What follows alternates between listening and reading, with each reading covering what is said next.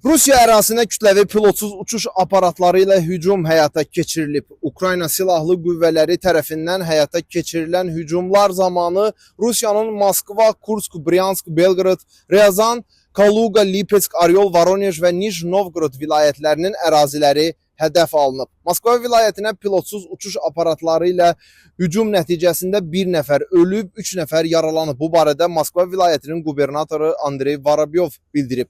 Onun sözlərinə görə Moskva vilayətinin Domodedovo, Vidnoye, Ramenskoye və Jukhovskaya şəhərləri PUA hücumuna məruz qalıb. Qeyd olunan şəhərlərdə yaşayış binalarına ziyan dəyib. Moskva vilayətinin Ramenskoye şəhərində PUA hücumu nəticəsində azı 7 mənzilə ziyan dəyib, onlardan 12 nəfər təxliyə edilib. Moskva vilayətində dəmir yolu stansiyası da PUA hücumuna məruz qalıb və nəticədə qatarların hərəkəti dayandırılıb. Moskva meri Sergey Sobyanin isə Rusiya hərbiçilərinin Moskvaya ən kütləvi PUA hücumunu dəf etdiyini açıqlayıb. Bundan başqa Rusiyanın Samara vilayətində və Tatarstan Respublikasında PUA hücumu təhlükəsi elan edilib.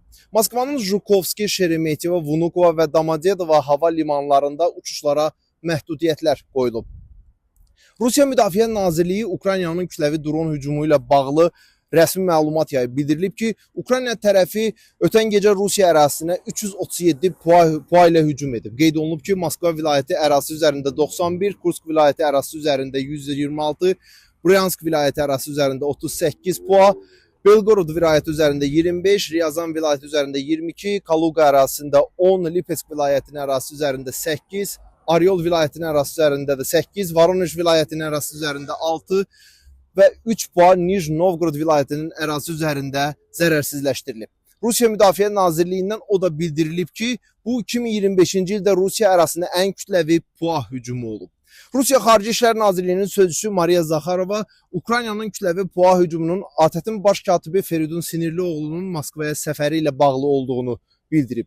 O qeyd edib ki, yüksək səviyyəli xarici nümayəndə heyətinin Rusiya paytaxtına gəlişi Ukrayna pilotsuz uçuş aparatlarının hücumu ilə müşahidə olunan ilk hal deyil.